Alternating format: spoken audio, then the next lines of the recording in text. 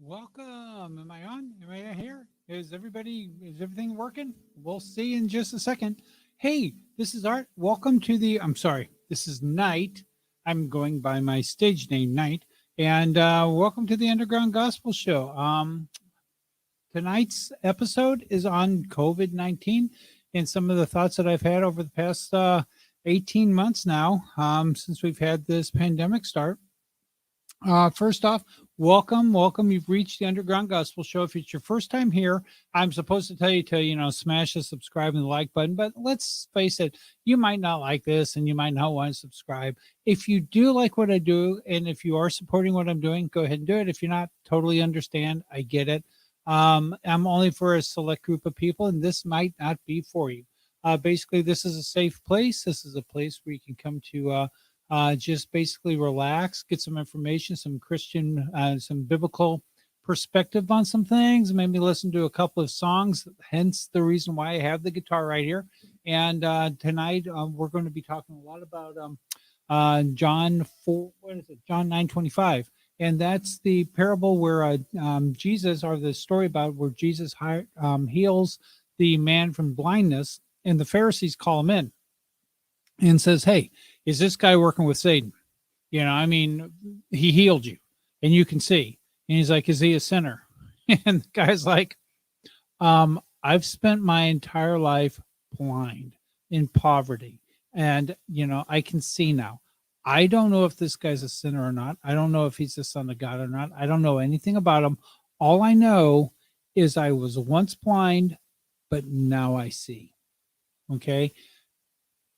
Don't have any other information beyond that. I was once blind, but now I see. And he's really happy because he can actually see things clearly. So what I'm going to do is, I don't know, how does this tie into the pandemic? Look, we've all lost people. There's a thing that was going on Facebook for a long time, a meme about, do you know anybody that's been sick or died from COVID-19? And I'm pretty sure the answer is yes. Everybody knows of somebody who died. I did a show in February with Joe Diffie, February of 2019. In March, I was out on tour, and I'll tell you more about that in just a second. And found out at the end of March that Joe had contracted COVID-19, and like a week later, he was dead. He had developed pneumonia, went in on an incubator, and was dead. And since then, my girlfriend's sister's dad has died. We've had a couple people at the place where I work die. Some other friends of relatives have passed away. We've been pretty blessed so far of not being sick. And I'll tell you, my girlfriend got COVID-19. In fact, I'll tell you that right now, it was pretty much, I know it was bad for her. She was really scared. I kept quoting scripture to her about God heals and he's doing the best for you that he possibly can. Now, in the meantime, and I hate to admit this, she has heard this story, but I don't think she believes it, which is okay. Everybody else does who didn't have COVID-19. Because what I did was I went up to Whole Foods and I really, really, really love roasted garlic. I mean, I love it. So I bought a package of roasted garlic. And she called me up one morning. Well, let's backtrack a little bit. She called me up and said, "Art, I got a problem." I'm like, "What?" She goes, "Well, I've had a cough for a couple of weeks and the cough went away." I'm like, "Well, that's not a problem." She goes, "Yeah, but so did my smell and my my sense of taste." She goes, "I had coffee this morning and I knew something was in my mouth, but I couldn't taste anything. And so I had a piece of toast. And once again, I couldn't taste the toast." She goes, "I'm upstairs and I'm lighting candles." And she goes, "I smell nothing. And I know that these candles have a scent." She goes, "I don't know what to do." And I'm like, "Well, let's just pray." So we did. In the meantime, I went to Whole Foods and I bought a big thing of garlic. And I ate garlic, like a lot of garlic. And I went into work and people were like, "Whoa, dude, seriously, cut it, stay away from Italian food. I mean, whoa, what did you eat?" And I'm just like, "Well, my girlfriend says she has COVID-19. She can't smell anything." So she got in the van. I drive a van. She got in the van that night and I'm like, "So do you smell anything?" She goes, "No, I don't have any smell at all." And I'm like, "Oh, I'm so sorry," because I get to eat garlic again. So anyway, I ate garlic pretty strongly for about 10 days. People at work wanted nothing to do with me. I mean, they would get nowhere near me because I reeked so bad. But I just love it so much. Anyway, and I knew I reeked bad. I mean, when you can smell yourself, you're pretty stinky. Um, and I was stinky. I was beyond stinky. Stinky is like a skunk. This is like a skunk on steroids. Skunks wouldn't even come near me. I mean, seriously, I was bad. Needless to say, I get this call one morning. She goes, "Art, good news. I can smell my candles." I'm like, "Oh, hope you can see my face right now because I'm as happy for you as I can be." Yeah. So she got in the car, and now I didn't eat any garlic that day. She got in the car. She goes, "Have you been eating pizza?" And I'm like, "No, not actually." And so she never mentioned anything about it. A couple of weeks later, I told her about the garlic. And she said, "Well, she goes, I never knew. I mean, until that day when I got in, but it just smelled like you'd had pizza in the car a couple of days." And I'm like, "Oh, no, you don't understand how bad it was." But it was so good at the same time. So, anyway, it was about 10 days of bliss on my part, concern on her part because she lost her sense of smell and her sense of taste. And this was a woman. To tell you the truth, we go on smell dates. We go on smell dates. We go and we smell candles and we smell things like that. One time we had broken up for about a year and a half, and I was in LA shooting some TV shows, and I had taken a day off and went to this place called Brand Park. And Brand Park is in Glendale, and it's an old library. But if you go up to the very top, there's this area that has a area of roses. I would say it's probably 100 yards long of roses. 100 yards? No, 50 yards long of roses. And then there's a strip of jasmine, and then another 50 yards of roses, and then a strip of jasmine, and then another 50 yards of roses and a strip of jasmine. And if you stand up at the very top, you get the wind that comes in from the west, from the ocean, which is, kind of far away. It's probably 15 miles away. But then all of a sudden you can just pick up rose, jasmine, rose, jasmine, rose, jasmine, and it's incredible smelling. I mean, it's incredible smelling. So, we were shooting a TV show. I wrote it in 2018. I wrote a couple of TV shows. One that was called I Hate My City. It was where we dressed up in characters and we would sit in traffic for 2 hours and look for stupid people. It was really easy to find, and we shot the episodes. There's one, I believe, up on YouTube. Then we shot another thing called I Love You, which is IAYELAVIEW. I Love You. And so what we would do is shoot an overview of the city, then a place to go to people watch, and then a place for a rendezvous at the end of the night. The cool part of that show is at the end of each show, I got to make out with my girlfriend for like 5 minutes and we had to do take after take after take. Anyway, needless to say, so we had shot both those shows, and we had gone down Highway 70. So we shot in like St. Louis and Kansas City and oh my gosh, Denver. We shot in Albuquerque, and then we shot in.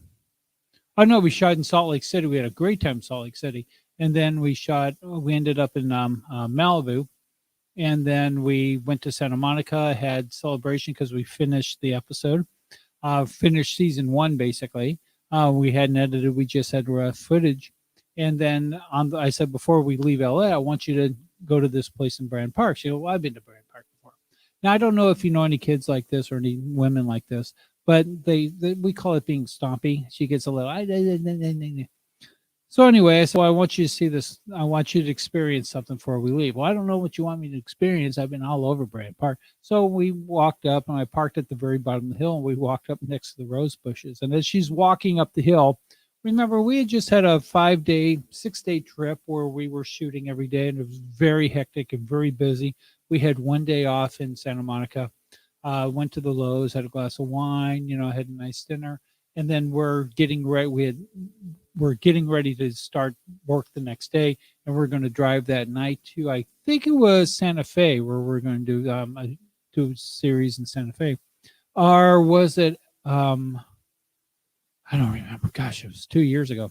Anyway, but so we're walking up the hill, and she's like, I don't know what you want me to experience. I've experienced everything in here. I've been climbed this hill. I've been here 100 times. And she walks up the tunnel. She goes, I don't know. Oh, she goes, do you smell that? That smells great. And I'm like, that's why I brought you here. She goes, what? I'm like, that's why I brought you here.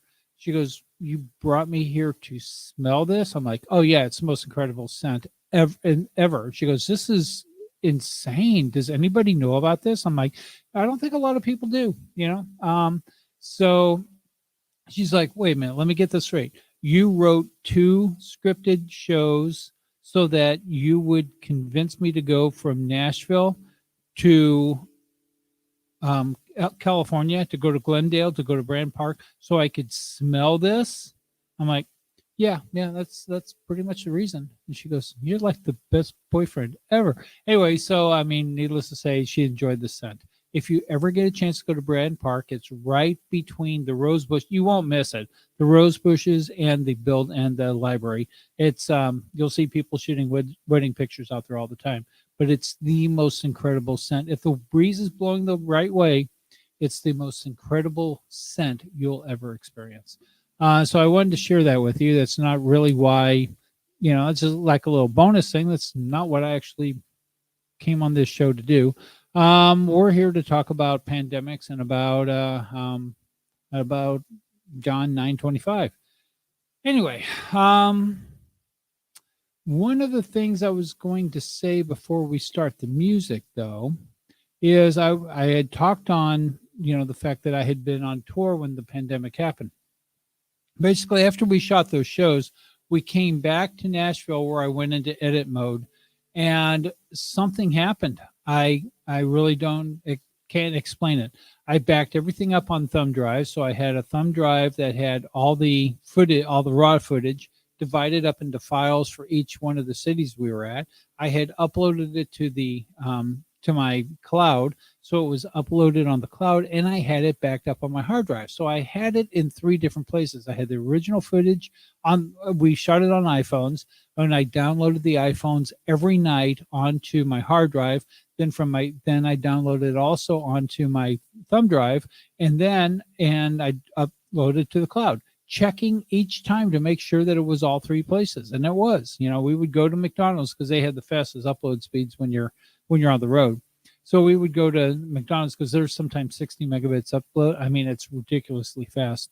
So we would go to McDonald's, have a nice tea at the end of the night, talk about the next day's shoot, make our plans and stuff like that while everything was uploading. I would back everything up. Then I would check the uploads to make sure they were there. And I don't know what happened. I came back to Nashville and they were gone. And it was really, really, really frustrating. Needless to say, then, since I didn't have them, there's nothing I could do. And I rolled into a part-time job where I worked for a couple of months. And then after that job, I had gotten one of the shows that had come through town was a show called Winter Jam. And David Crowder was the headline, and Hillsong United? No, Hillsong Young and Free was one of the bands on the tour. Well, as you guys probably know, I'm part of Hillsong in Los Angeles. I have been one of their technical directors. I haven't been out there in a couple of years because I've been stuck in Nashville during COVID. But I talked to the guys at Young and Free, and they said, well, we're leaving. We're taking some of the crew guys. If you're interested, we can talk to the tour manager. So I did. And so a bunch of us actually came from Nashville. We got in a bus and we drove up to Louisville where we could join that tour. And so we loaded in the tour. We, basically loaded everything in. First break came. We went over to get, donuts and a cup of coffee or whatever. And the tour manager came in, the production manager. He said, guys, we're done. He said, pack it up. The mayor has canceled the event because of the pandemic. And we're like, what pandemic? And they're like, well, there's this thing called COVID-19, and they're shutting everything down. They're shutting the country down for like a week or two, and telling everybody to socially, to distance themselves and to wear, I don't think masks were out at that time. At that time, nobody had masks. So they're like, yeah, they want everybody just to social distance, and so they've canceled, the event. I'm like, oh man, what do we do? And they're like, well, we'll get ready. We'll pack everything up and head to Chicago for tomorrow night. and get a day start on that. So we packed everything up. We were outside of Louisville. And they're like, nope, tour's canceled. Go back. Bum, bum, bum, bum, bum, bum, bum, bum, bum, bum, bum. Have no idea why this is even on. It shouldn't be on. Slide the power off. Okay. So, and that's not even my ringtone. That's really weird because I've never had that ringtone ever in my life. So I don't know what that is, but it's not from anybody I know. So where was I? So we came back and I heard that some of the guys had been calling around. They're like, hey, there's an opening on Kenny Chesney if you just want to crew it. So, I called crew one and we moved over to Kenny Chesney. This next day was a Thursday. So we dumped 6 trucks, set up his stage, set up his audio, lighting, and video. The next day we had a video. They were shooting a video for his tour. So we came in and we worked like 4 or 5 hours, 6 hours, and we shot the video for his tour. That was kind of fun. And then they said, yeah, come on in tomorrow. We'll just work, the shows and, just, dial stuff in. You guys want to stay on the crew? You can stay here while we're in rehearsal. And I'm like, oh, okay, that's cool. Maybe I'll pick up Kenny Chesney since I lost, Winter Jam. And so we came in on Saturday morning at 10 a.m. and they're like, okay, guys, wrap it up. We're done until fall. We're canceling the tour until fall. And then we got a phone call a couple of weeks later that, yeah, we're canceling until spring of 2022, or spring of 2021, because that was in spring of 2020. That was March of 2020. And then we got a call like 2 weeks after that saying, yeah, we're done till fall of 2022. There's no way we can, ramp up that quickly and salvage any other date. So the entire tour is gone. And so that one was gone. And I didn't work for another 466 days. It was tough. I mean, we had mass, we had all kinds of other stuff. And so, but being kind of a history buff, it's not the first pandemic. So I knew the fact that these things, they were saying, well, we'll be back in a couple of weeks. I'm like, if this is really a pandemic like we had in 1920s or the 1820s or the 1720s or the 1620s or the 1520s, which is the last one that I know of, and that was the Black Plague. I talked about that earlier on yesterday's show, actually.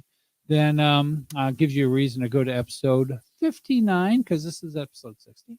You can go to episode 59 and actually watch the show about what's going, what happened in the 1520s with the Black Plague. And then 1620s, I believe we had STDs. It was the 1720s that had, well, you ever meet an Aztec? They basically, the Spanish people left for a couple months and they came back, and 35 million people dead off the face of the earth. The entire civilization wiped out in about a 3-month period of time.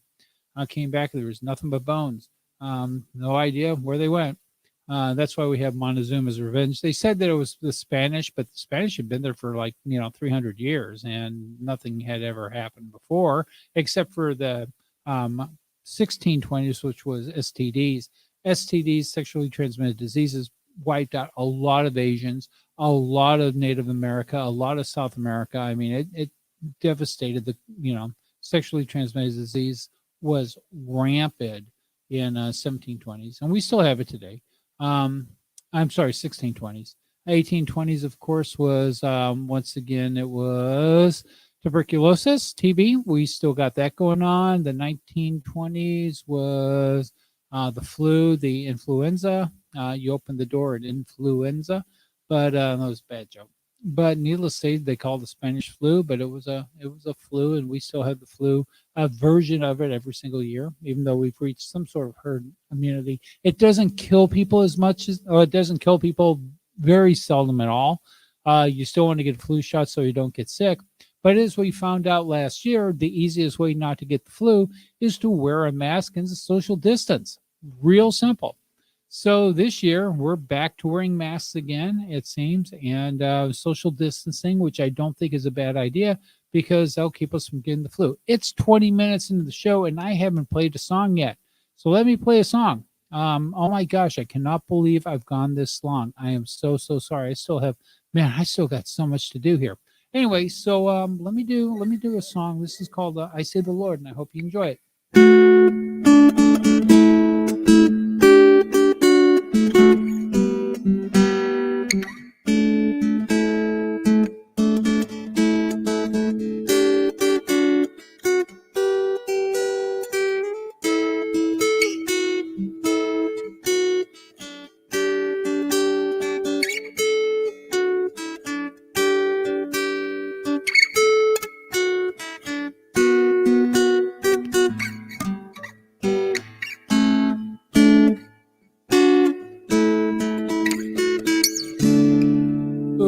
wasn't even close. Let's try it again.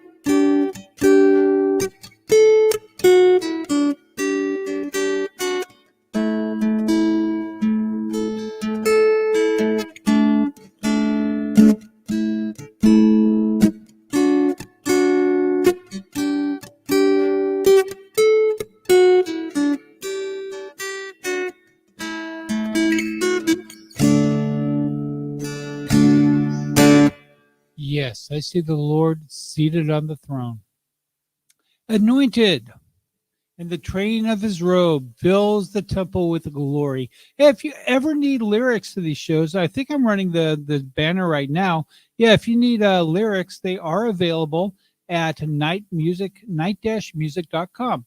Also, if you go there, you can find out show dates like this live stream, which is done on streamed on Twitch, Facebook Live, and YouTube Live every Friday and Saturday night at 8 o'clock.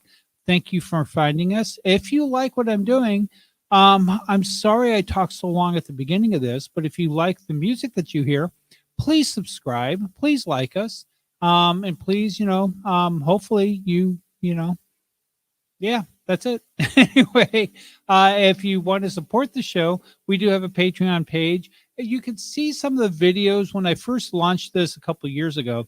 The idea was to take the hymns and contemporary music and change it into other languages. So I wanted to do the contemporary languages around the world, basically because if you're above 10 years old, you basically will speak Chinese, what is it? Chinese, Spanish, English, Arabic, Portuguese, and Russian.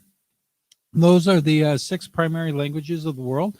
And if you're above age 10, even though you might have a home language, you will learn in school one of the other languages. As some of you know, I speak 10 languages. I'm not fluent. I'm fluent like a dog. So basically, a friend of mine went to Germany, and he went there to learn German. After 2 weeks, he was completely frustrated because he couldn't speak any more German than when he got there. So then he went to a park, and he got really upset because he saw a little boy playing with a dog. He's like, even the freaking dog spoke German, and he said, I can't even speak a German like a dog. So he said he was going to learn German as much as a dog did.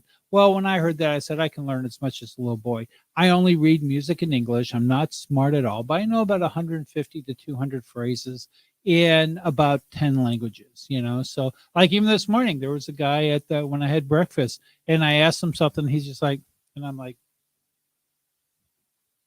and he, good morning back. And so, we were able to, because I speak sign language, American Sign Language, ASL. Anyway, so he was able to, we were able to, communicate in sign language. And I think everybody at the restaurant was like, wait, you're talking to the waitress, but you know sign language too? And it's like, well, yeah, but if the guy was Russian or if he was, Chinese. I literally had a girl one time cry at a real estate agency.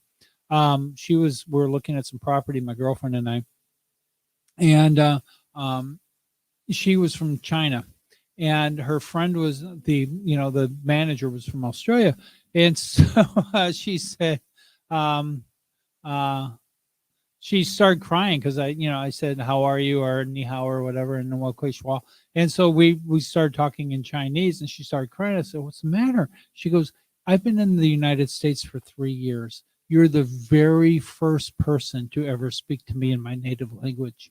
And so I was like, "Oh, sweetie, you're so cute." So I gave her a hug, and the girl's like, "That was so nice." I'm like, "Hey, no worries, Sheila. I can speak Australian too." And so and it was really funny. Everybody laughed because I speak English and Australian anyway, so that's one of my languages also. But I don't know how I got off with that because I was going to play you another song because I got like literally like 4 minutes and I'm done. So I don't even think I'm going to get 3 songs in today. I didn't even get to my second story. Anyway, this song's called Hungry. I hope you like it. We used to play it in church about a decade ago, 2 decades ago.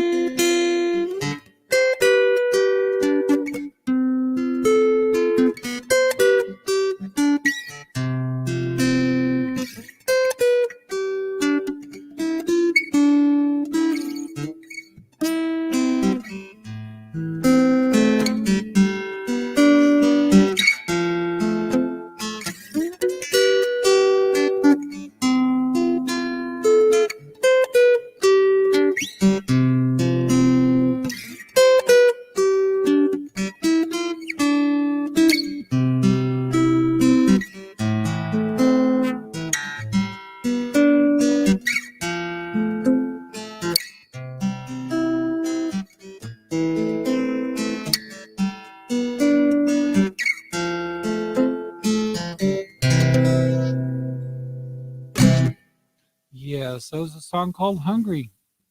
Oh my goodness. I didn't get to the rest of the songs. I'm so sorry. I really, really am sorry about this because I'm used up the whole 30 minutes. So please, if you get a chance to go to nightmusic.com, and I think I have that up here right now. Yes, I do. So sorry you had to see me squeeze my nose. Anyway, I don't have Kleenex here. I have gels for my lighting. Anyway, that's not helping out too much.